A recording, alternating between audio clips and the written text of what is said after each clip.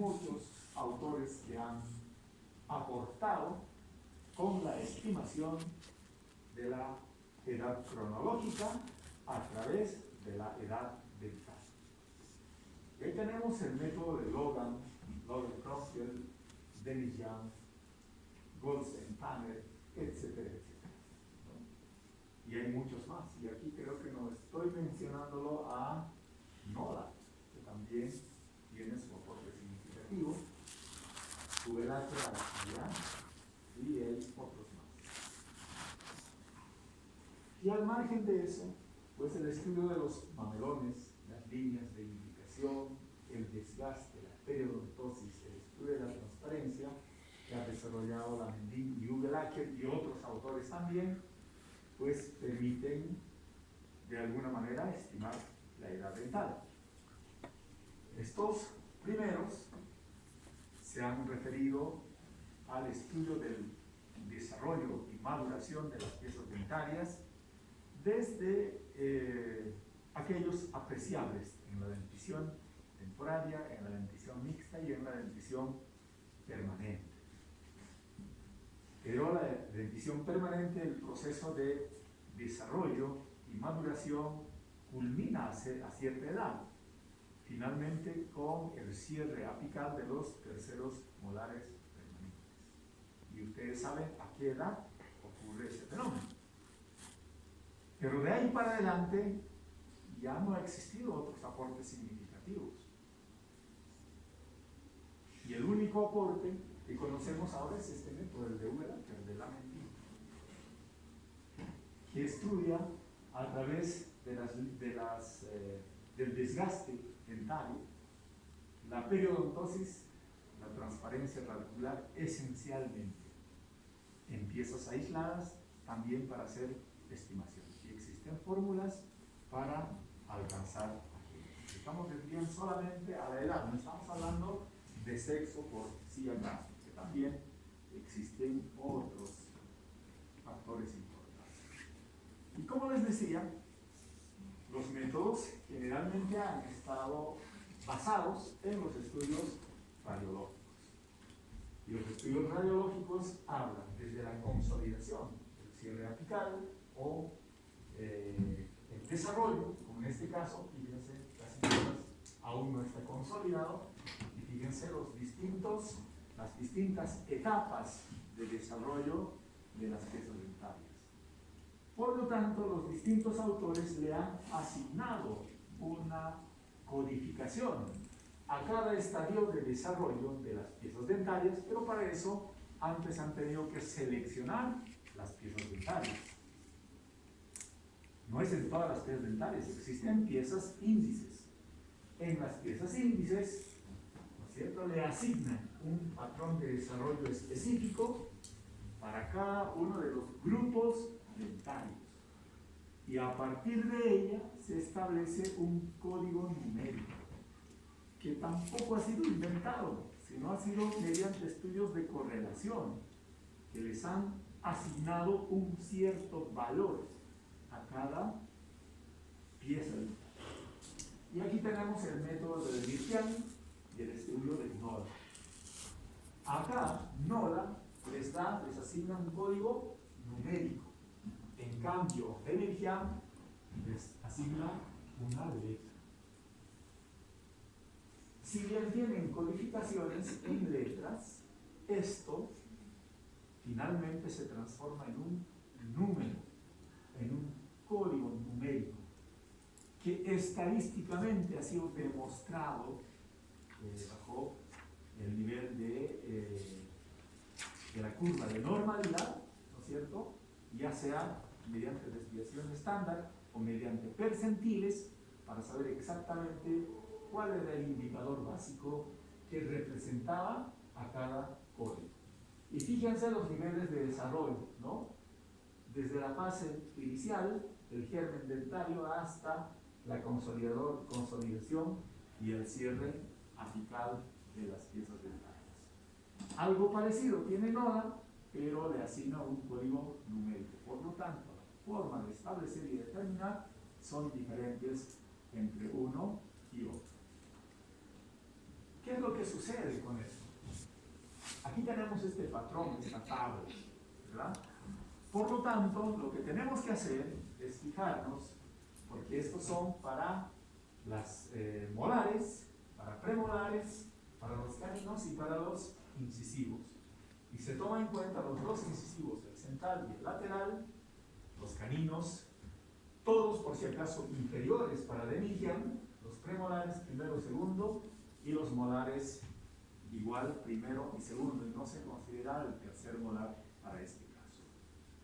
Y una vez que tengamos esta tabla, este patrón, ¿no es cierto?, interpretamos de la radiografía. Cada uno de estos estadios, comparado con esa escala, ya le asignamos una letra, ¿no es cierto?, a cada estadio de desarrollo. Y esa letra, ¿no es cierto?, también tiene una tabla de interpretación que tiene carácter numérico. Y las piezas índices para el sistema de Demilchian son solamente las piezas inferiores de una hemiarcada. Según el orden antropológico y el estudio de la antropología física, según la Convención de Mónaco, se ha decidido que se utilice siempre el lado izquierdo. Pero probablemente esa convención no estaba todavía antes del estudio de Demilchian. Demilchian nace en el lado derecho, ¿no? Pero en caso de que exista alguna modificación, se toma en cuenta el homólogo, por lo tanto no había mucha variación tampoco, ¿verdad? Pero les estoy aplicando cuáles son las estructuras y las reglas antropológicas. Existe una propia nomenclatura antropológica inclusive, ¿no es cierto? Nosotros estamos diciendo en este momento la pieza del primer molar inferior derecho, el primer molar inferior izquierdo. Y si utilizamos nuestra codificación de 2 dígitos, diríamos, por ejemplo, la pieza inferior derecha 47, segundo molar, ¿verdad? Entonces, en la antropología dental ya no se utiliza eso, se utilizan otro tipo de nombres, otro tipo de codificaciones, que es lo que vamos a ver precisamente en este tema, ¿de acuerdo? Entonces, les comentaba de que en la radiografía, pieza por pieza, nosotros identificamos y le asignamos primero una letra. Y esa letra se va a transformar en número mediante la tabla que existe también propuesta por el mismo Demilchian. Por lo tanto, cada piecita, según su estadio de desarrollo, va a tener un número decimal de 2 dígitos, por si acaso. O sea, de 2 decimales, perdón. ¿Ok? Entonces ya tenemos ese primer dato. ¿Qué es lo que va a suceder ahora?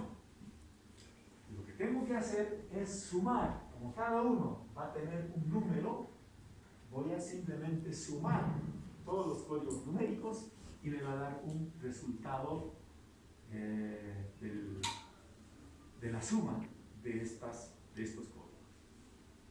¿Qué hago con ese resultado?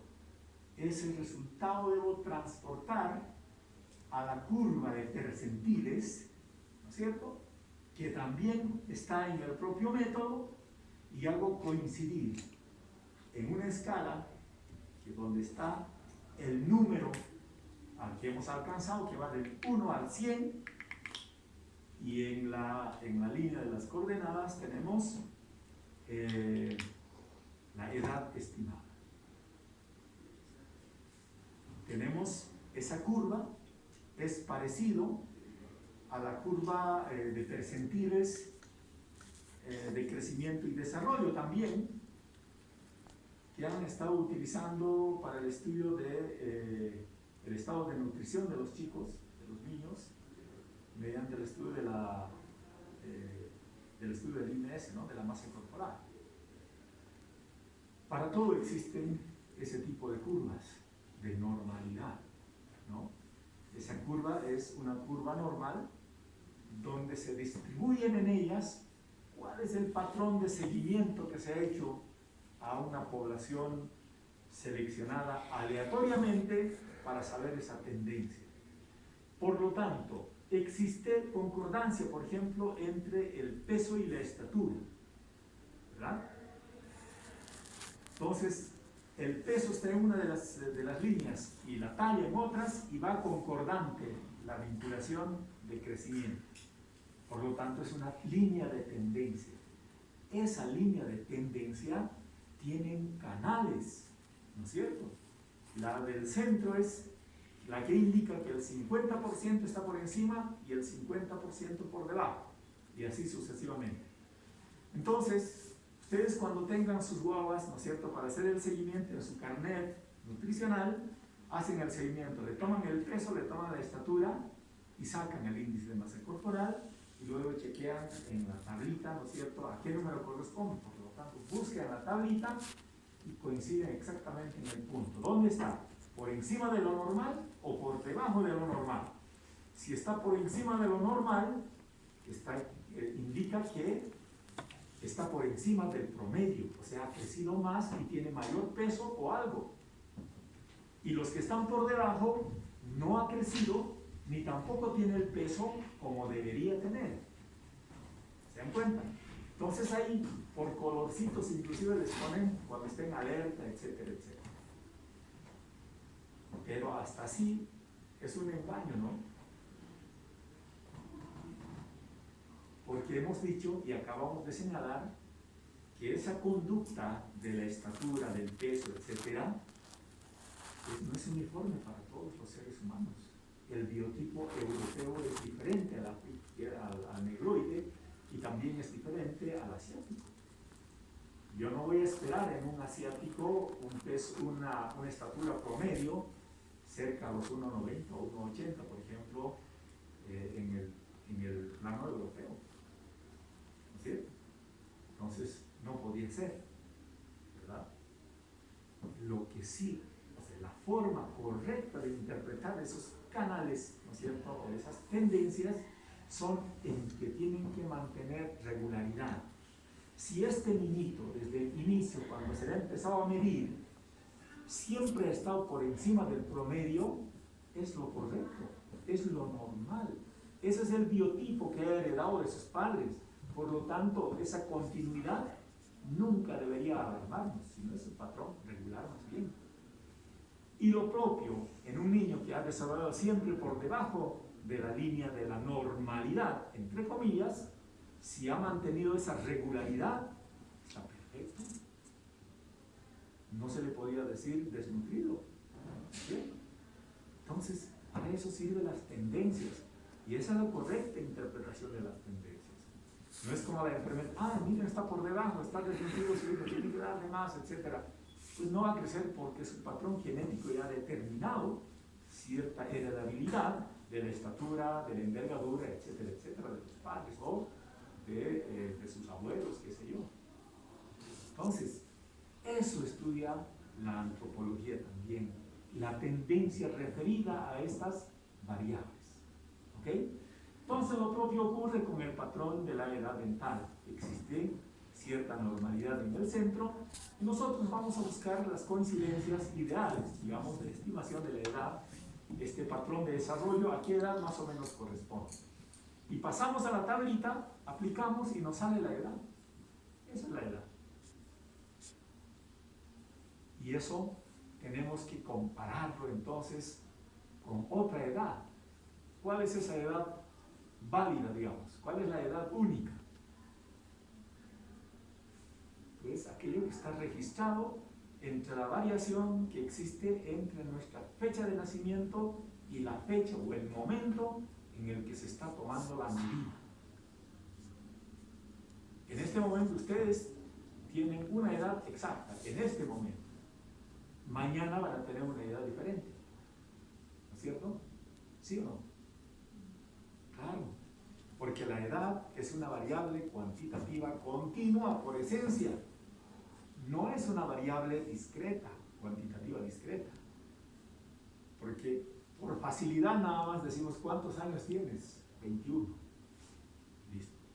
Pero puede ser que sea 21 más un mes, o 21, 11 meses y 29 días. Hay variación de un año prácticamente, ¿no? Entonces no puede ser. Por ese motivo, para hacer la comparación ahora de la edad dental estimada, vinculados a la edad real, ¿no es cierto? Hay que necesariamente transformar esa edad en términos decimales. Eso se llama edad decimal. Y para eso simplemente hay que transformar fase.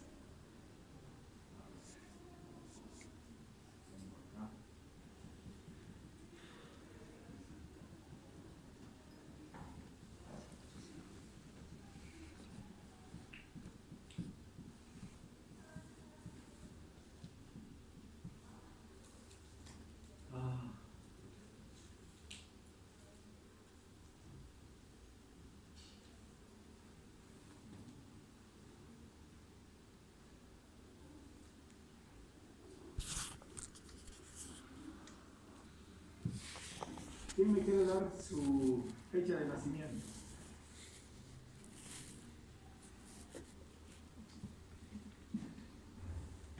Haremos un ejemplo. ¿Quién quiere dar su fecha de nacimiento? ¿Tú? 8 de diciembre de 1996. 8 de diciembre de 1996.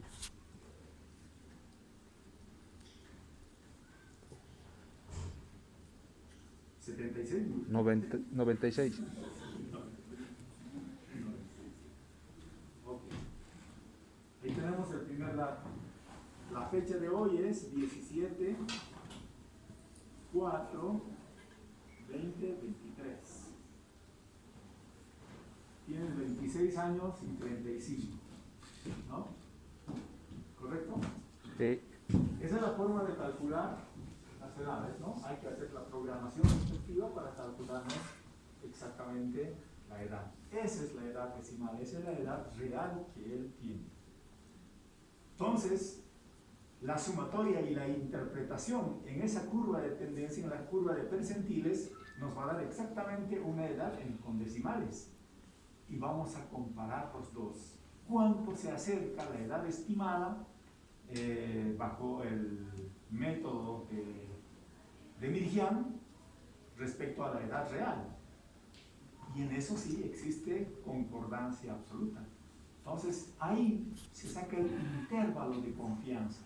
Por lo tanto, para hacer su dictamen ustedes van a decir, este muchacho o estos huesos, ¿no es cierto? O bajo esta radiografía yo puedo decir que el sujeto X tiene esta edad, con una variación de más o menos, refiriéndome a la edad real que él me está dando, ¿no es cierto?, de tantos por ciento. ¿No es cierto? Entonces, esa es la forma de interpretar correctamente la estimación de la edad dental. Y en este caso estoy hablando solamente del método de Miriam, ¿no? Entonces, creo que con esto queda más aclarado la forma de aplicabilidad de estas